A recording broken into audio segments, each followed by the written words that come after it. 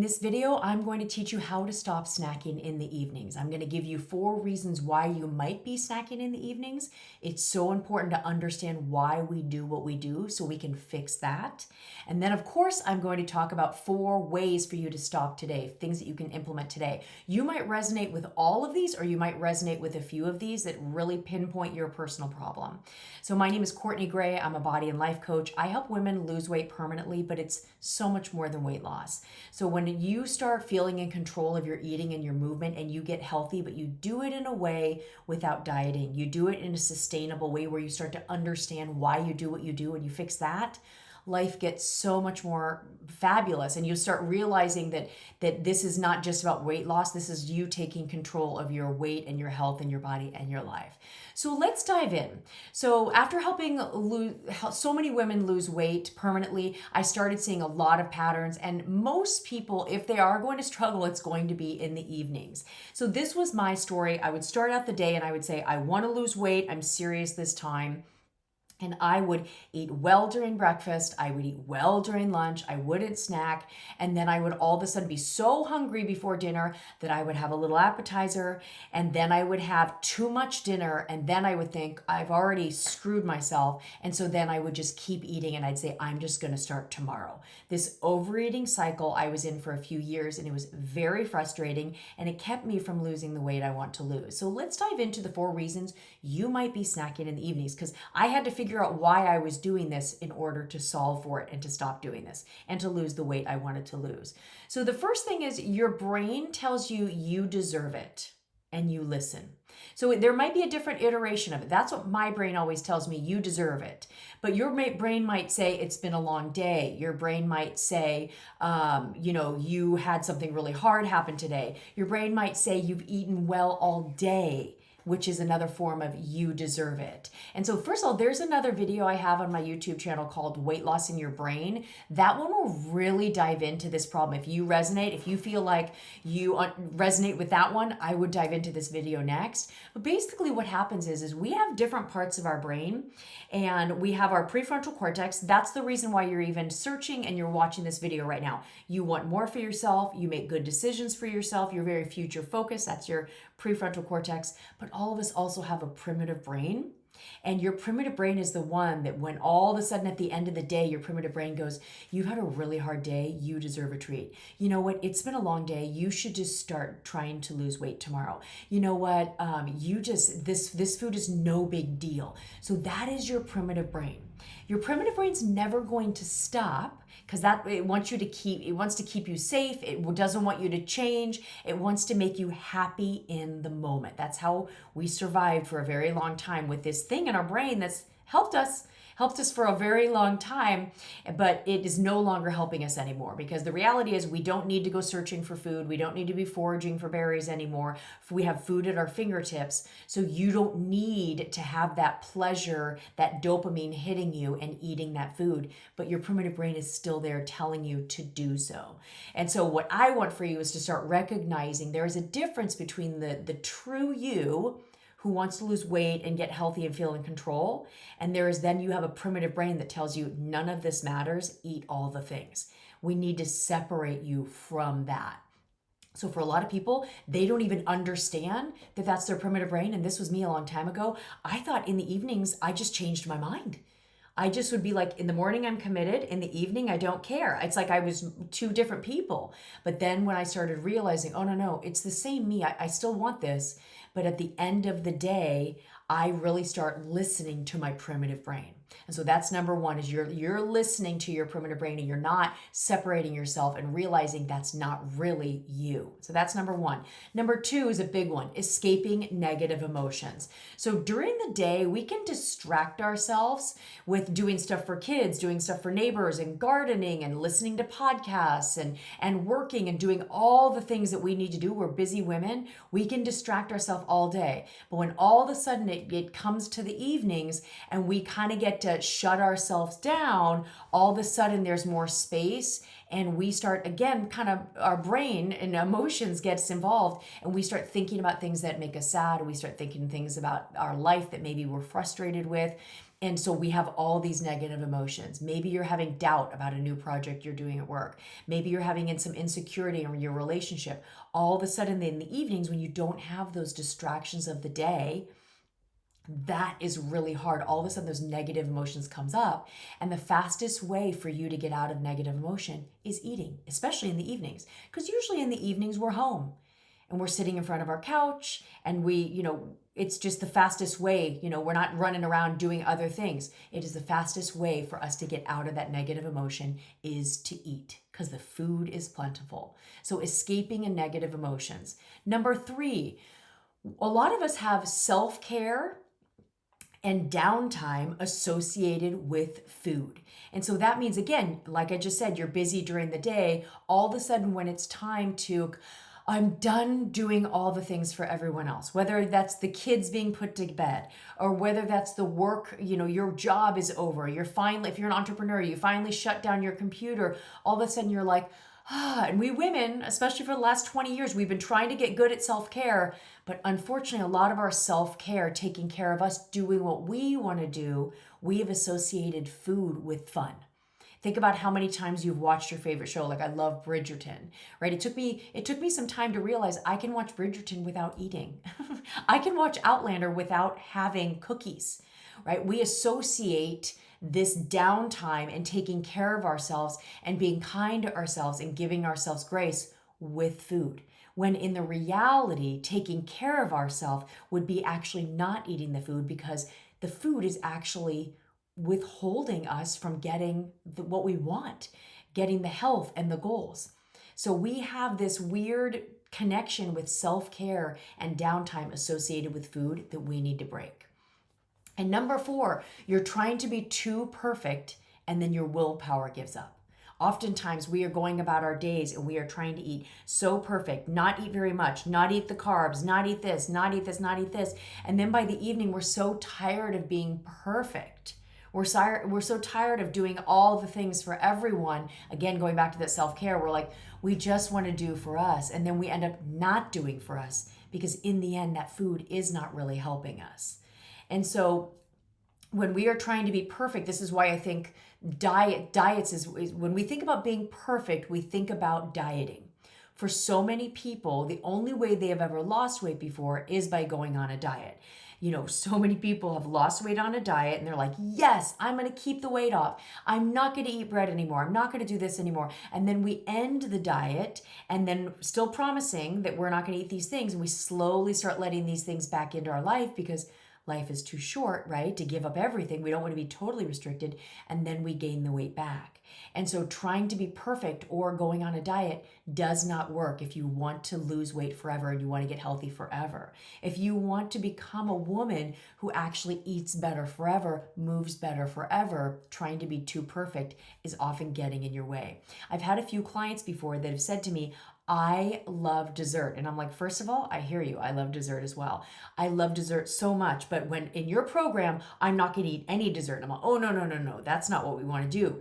If you love dessert, what do you normally eat for dessert? And so maybe my client will say, I eat a big bowl of ice cream with like Reese's Pieces or chocolate chips on top. Great. So in this program, you need to learn how to eat half a bowl with half the amounts of topping. That's where we're going to start. If you can get there, then you're still getting yourself a little treat in the evenings. You're not feeling totally deprived, but you're eating less. And then eventually you want to go every other night with that. Or maybe some nights you want to not have dessert, or maybe only once on the weekends, whatever it is that's going to get you to your goals. But going in saying, I'm never having dessert for 12 weeks, I'm not drinking, it just doesn't work for sustainable weight loss. So because you get to that point where you're like, oh my God, I've been gripping so tightly all day, I can't do it anymore. And that's when you go all in on the food. So let's dive into how to stop. The first thing is understanding why you snack. Did any of those snack in the evenings? Did any of those resonate with you? Did you see yourself in any of those examples? If you do, I want you to dive in. It would be really powerful if you actually took a moment to journal on those. So maybe you heard number 2, escaping negative emotions, and you're like, yes, I have something really stressful going on in my life. My son or my daughter is struggling. Maybe you're going through a divorce.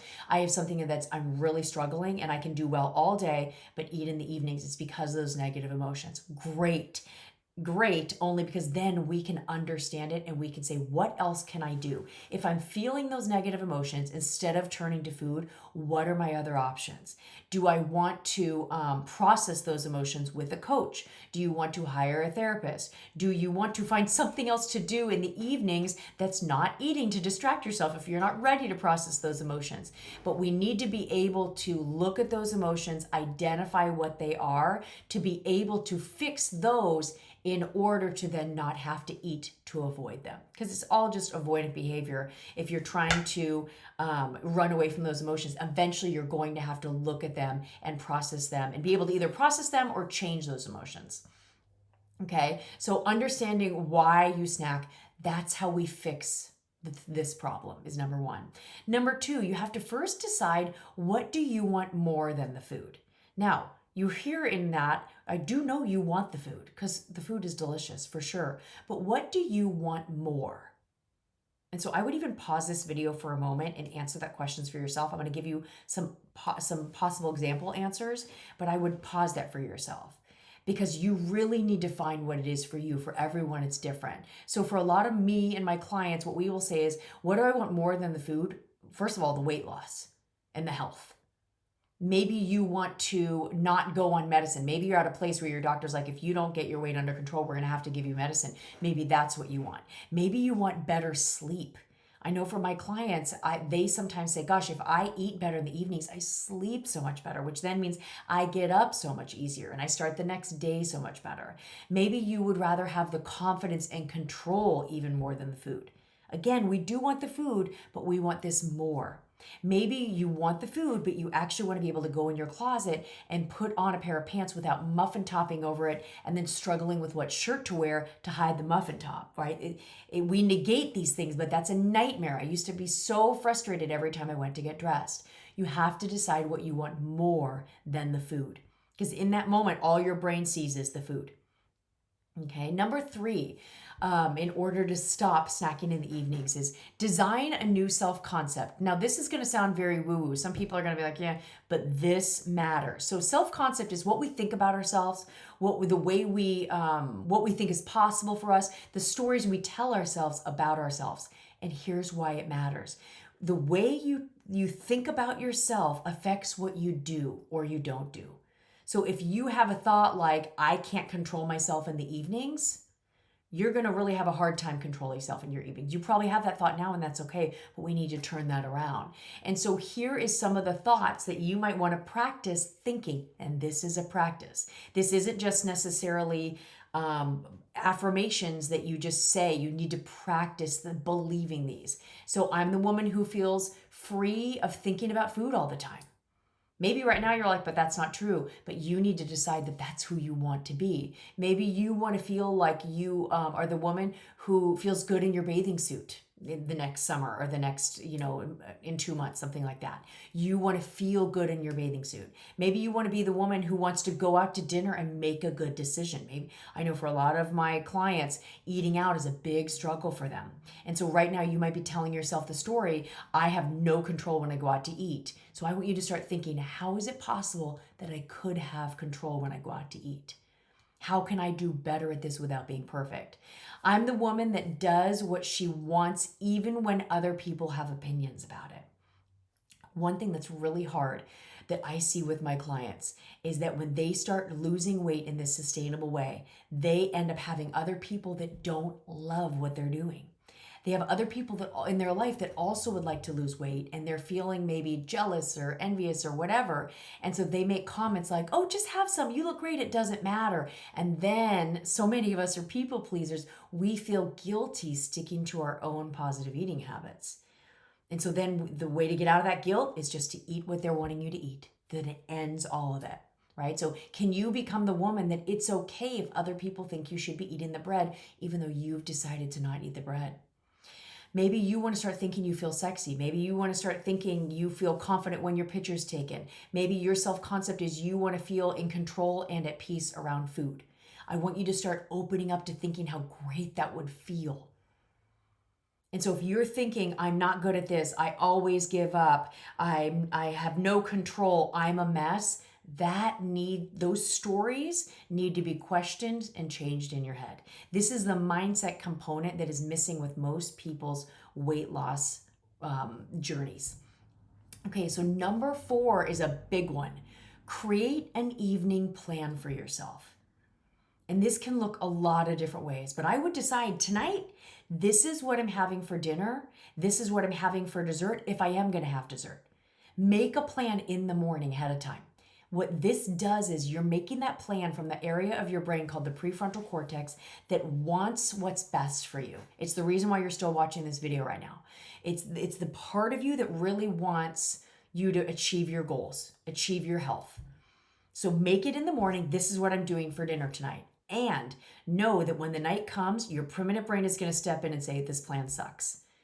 And can that be okay? Can you go, oh, Courtney said that was going to happen. Courtney said I was going to change my mind. Except for you're not changing your mind. There's just a different part of your brain that wants you to be happy in the moment.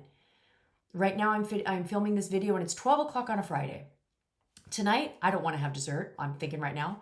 But tonight at 6 o'clock, my primitive brain is going to go, you did such a good job on your videos today. You recorded a podcast. You've worked so hard. You deserve a treat.